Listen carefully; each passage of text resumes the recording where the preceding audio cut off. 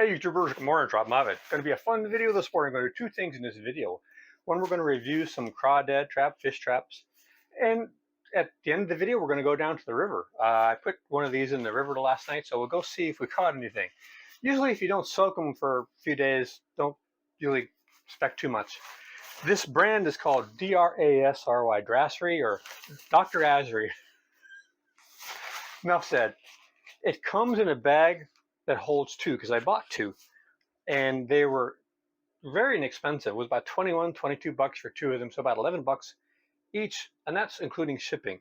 They fold up. That's one of the cool things about them. And I've not played this with this one, so hopefully it'll be fine. There's two little metal hooks that open up, and the cool thing about it is there's another hook here, right here. Look right here. As my old Bolshin used to say. Then this folds open, so you can shake anything that's not a crab or a snapping turtle. That comes out easy. Now, like I said, you probably want to soak them before you expect much luck.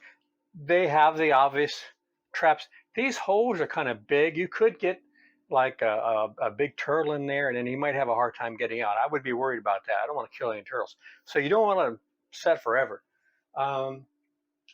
It comes with a mesh bag to hold your bait, and it has some line. This is regular poly line. The metal is galvanized, which is very important. So you could use this in fresh water and salt water, but you want to wash it off after you use it in salt water. The netting looks like it attached pretty well with it. I've been disappointed recently with a lot of stuff I bought on Amazon. This is what has been a pleasant surprise. I've actually felt like it's something I would purchase more of, as opposed to many other things I've been getting on Amazon. When you put your bait in your bag, and your bait is going to be whatever that you're trying to catch wants to eat, because it varies all the time, as you know. So a lot of people put them in the center, so that way fish and animals can't get to the side if it's laying on the bottom. But I found more luck trying to put them up closer to the narrow part of the netting, so they have to come in and just spend time up there, and it's harder for them to get by. See, that's my story, and I'm sticking to it. It's fairly lightweight, and let's see if I can fold it back up. There you go, just like a bagpipe. So I put one in the water last night with some chicken. I purchased some chicken drumsticks from Walmart, and God, they were awful. Made me sick. So that's what I'm using for bait, evidently. Huh?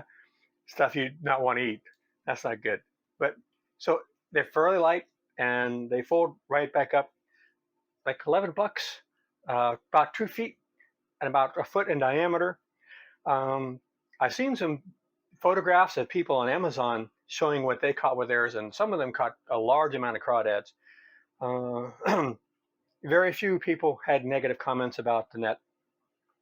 The ones that did, it arrived where it wasn't manufactured properly. Excuse me. So what else can I say before we go down the river? I don't know.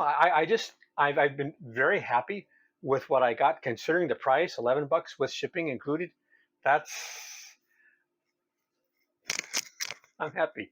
So let's go down the river, and I might not catch anything because I usually got to set them overnight, and I've never set a trap in this river, so I don't know what's there. The cool thing about South Florida is we have in some waterways these large freshwater shrimp. They're like giant prawns. And people have tried to raise them, but they don't like each other, and they fight and kill each other. But when they're in the larva stage, they got to go to salt water. So they have to be somewhere close to like where there's a salinity dam, so they can get out and then come back in and so on. And so it's not usually, you don't find them this far up the river. Final tip, someone told me in urban areas you catch the biggest crawdads under bridges where there's pigeons. I don't know why, but that's an urban crawdad myth. So let's go down the river and check and see if we got any crawdad this morning. If not, I'll do some videos in the future and see what eventually pops up, and maybe take them into salt water. All right, guys, it's Doctor Asri. All right, guys, take care. See you out there.